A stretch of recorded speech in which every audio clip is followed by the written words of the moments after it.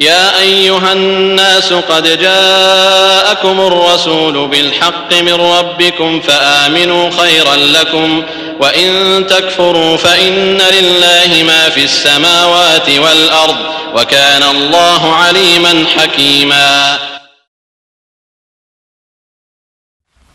الحمد لله نحمده ونستعينه ونستغفره ونؤمن به ونتوكل عليه ونعوذ بالله من شرور أنفسنا ومن سيئات أعمالنا من يهده الله فلا مضل له ومن يضلله فلا هادي له ونشهد أن لا إله إلا الله وحده لا شريك له ونشهد أن سيدنا ومولانا محمدا عبده ورسوله اللهم صل على سيدنا ومولانا محمد وعلى آله وأصحابه أجمعين.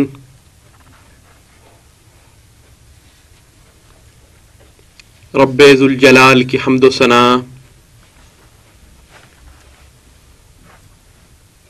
اور اس کے حکم کے مطابق اس کے محبوب کے حضور درود و سلام پیش کرنے کے بعد دعا کرتا ہوں کہ اللہ تعالی حق بات کرنے کی اور ہم سب کو، ناظرین کو، سامعین کو اور مجھے اس پر عمل پیرا ہونے کی توفیق نصیب فرمائے.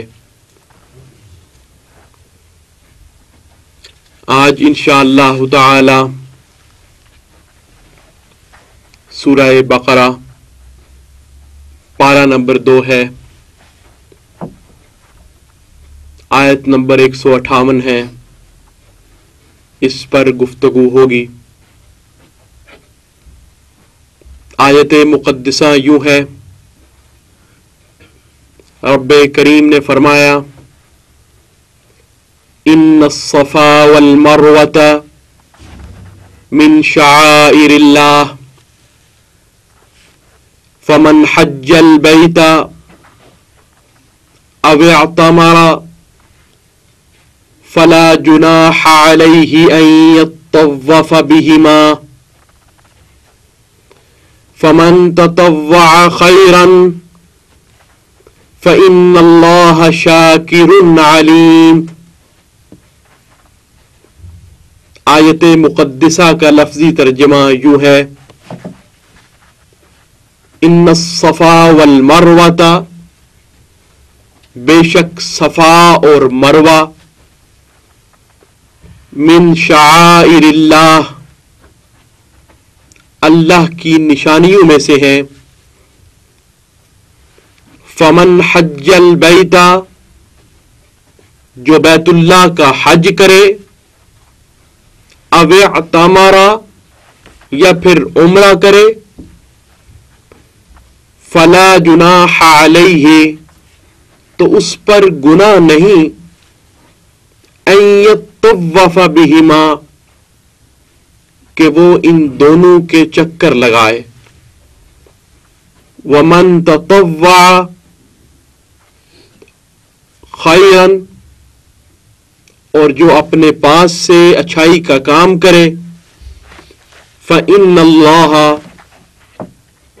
بے شک اللہ تعالی، شاکرن، نیکی کا صلہ دینے والا ہے، علیم، جاننے والا ہے. اور اس آیت مقدسہ کا با محاورہ ترجمہ یوں ہے، بے شک صفا اور مروہ اللہ کے نشانوں سے ہیں، تو جو اس گھر کا حج یا عمرہ کرے اس پر کچھ گناہ نہیں کہ ان دونوں کے چکر لگائے، اور جو کوئی اچھائی کی بات اپنی طرف سے کرے تو اللہ نیکی کا صلہ دینے والا ہے، خبردار ہے۔ اور آیت مقدسہ کا انگلش ترجمہ یوں ہے: No doubt Safa and Marwa are among the symbols of Allah. Then whose makes pilgrimage to this house or perform Umrah, there is no sin for him that he may go round both. And whoso does any good voluntarily, then Allah is appreciating and all knowing. ناظرین محترم، یہ تو آیت مقدسہ کے ترجمے آپ نے سماعت فرمائے۔ اب چلتے ہیں آیت کے ربط کی طرف۔ آیت مقدسہ کا ما قبل اور ما بعد آیتوں سے کیا ربط بنتا ہے، تعلق کیا بنتا ہے؟ پہلا ربط یہ ہے کہ گزشتہ آیت میں صبر کے فضائل بیان ہوئے ہیں، جبکہ اب اس آیت مقدسہ میں صفا اور مروہ دو پہاڑوں کا ذکر ہوا ہے جہاں پر حضرت ہاجرہ علیہ السلام نے تمام مصیبتوں پر صبر کیا تھا،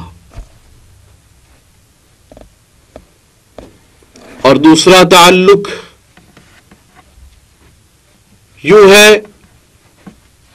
کہ پچھلی آیت میں فرمایا تھا اولئک علیہم صلوات من ربہم ورحمہ،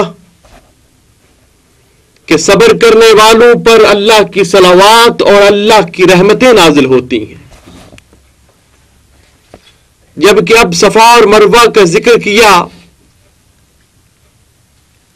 جو صابرین کی امتحان گاہ ہے، تو واضح کیا کہ صابرین کی جو امتحان گاہ ہے، اس صابرین کی امتحان گاہ صفا اور مروہ کو اللہ نے اتنی عزت عطا فرما دی ہے، تو جنہوں نے امتحان دیے، جنہوں نے صبر کیے، ان کا مقام کتنا بلند ہوگا۔ اور اس آیت مقدسہ کا تعلق ما بعد سے یوں ہے کہ اب صفا اور مروہ کی تعظیم کا حکم دیا ہے، جبکہ اگلی آیت میں فرمایا الذین یکتمون ما انزل اللہ، کہ جو لوگ اللہ کے احکام کو چھپاتے ہیں وہ رحمت سے محروم ہو جاتے ہیں۔ یعنی پہلے صفا اور مروہ شاعر اللہ ہونا بیان کیا، اور بعد میں فرمایا جو اللہ کے احکامات کو چھپاتے ہیں وہ رحمت کے مستحق نہیں ہوتے، رحمت سے محروم ہو جاتے۔ اور اس آیت مقدسہ کا تعلق یوں بھی ہے بعد سے کہ پہلے صبر اور صابرین کے ثواب اور درجات بیان فرمائے ہیں، اگلی آیت میں بے صبروں کا ذکر فرمایا ہے کہ جو بے صبرے ہوتے ہیں، دنیا کے لیے دین بیچ دیتے ہیں، اولئک یلعنہم اللہ ویلعنہم اللاعنون، کہ جو صبر کرتے ہیں انہیں میں صبر کی جزا دیتا ہوں، جو بے صبری کرتے ہیں چاہے وہ اسے بے صبری اس صورت میں ہو کہ دنیا کے بدلے میں دین بیچ دے، یا بے صبری اس طرح ہو کہ وہ خدا کے احکامات کو واضح نہ کرے، انہیں چھپا دے، کسی بھی طریقے سے بے صبری ہوگی، خدا فرماتا ہے اولئک یلعنہم اللہ ویلعنہم اللاعنون، ان پر خدا بھی لعنت فرماتا ہے، لعنت کرنے والے بھی لعنت کرتے۔ اس آیت مقدسہ کا شان نزول تفسیر کبیر میں اور تفسیر روح البیان میں یوں نقل ہوا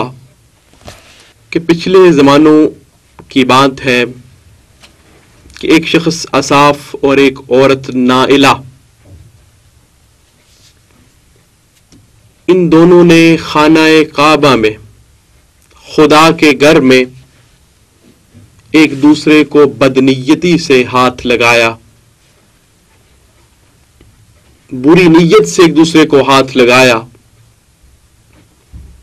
تو اللہ تعالی نے ان دونوں پر اپنا عذاب نازل کیا، عذاب الہی نازل ہو گیا اور ان دونوں کو پتھر بنا دیا گیا، گویا پتھر کے مجسمے ہیں، ان دونوں کو پتھر کر دیا گیا۔ بعد ازاں لوگوں نے انہیں عبرت کے لیے کہ لوگ یہاں آ کے برے خیالات سے بھی بچیں، عبرت حاصل کریں، لوگوں نے انہیں وہاں سے اٹھا کر ایک کو صفا پہ رکھ دیا، ایک کو مروہ پہ رکھ دیا، تاکہ لوگ سبق سیکھیں کہ یہاں آ کے ہم نے برا خیال بھی ذہن میں نہیں لانا۔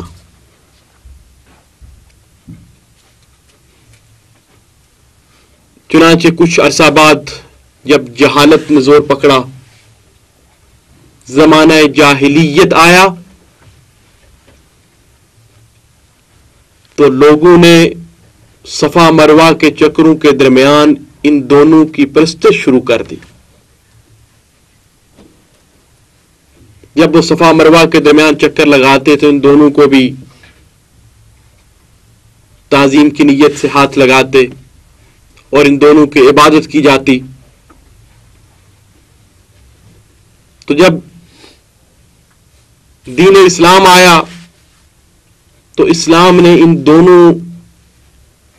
کو وہاں سے ہٹا دیا، اس مقام سے جدا کر دیا۔ تو اب چونکہ کفار صفا اور مروہ کے درمیان چکر لگاتے تھے، ان کی عبادت کرتے تھے، تو اب مسلمانوں کو یہ بات ناگوار گزری کہ وہ بت پرستوں یا بت پرستی کی مشابہت کریں، کہ وہ ایسا کام کریں جو کفار کیا کرتے تھے۔ کفار بھی چکر لگاتے تھے صفا مروہ کے، تو مسلمانوں کو یہ بات ناگوار گزری کہ وہ بت پرستوں کی مشابہت کرے۔ تو اس مقام پر اللہ تعالیٰ نے یہ آیت کریمہ نازل کی اور فرمایا ان الصفا والمروہ من شعائر اللہ، کہ صفا اور مروہ اللہ کی نشانیوں میں سے ہیں، اگر تم ان کے چکر لگاؤ تو اس میں کوئی گناہ کی بات نہیں۔ کفار چکر لگاتے تھے، بتوں کی پوجا کرتے تھے، تم نے یہ چکر بتوں کی پوجا کے لیے نہیں لگانے، تم نے یہاں یہ چکر اس لیے لگانے ہیں کہ یہ حکم ربی ہے، یہ خدا تعالیٰ نے تمہیں حکم دیا ہے، اور یہ خدا تعالیٰ کے پیاروں کی یاد کو تازہ کرنا ہے، اس لیے تم نے کوئی بت پرستی نہیں کرنی بلکہ خدا کے حکم پر عمل کرنا ہے۔ اس آیت مقدسہ سے ثابت ہونے والے کچھ احکام بیان کرتا ہوں۔ پہلا حکم یہ ثابت ہوتا ہے کہ صفا اور مروہ کے درمیان سعی کرنا حج کرنے والوں کے لیے، عمرہ کرنے والوں کے لیے مشروع ہے، جبکہ تفسیر احمدیہ میں، تفسیر مظہری میں، احکام القرآن للجساس میں، تفسیر کبیر میں اور تفسیر روح المعانی میں سورہ بقرہ کی آیت نمبر 158 کے تحت یہ مسئلہ اخذ کیا گیا ہے، بتایا گیا ہے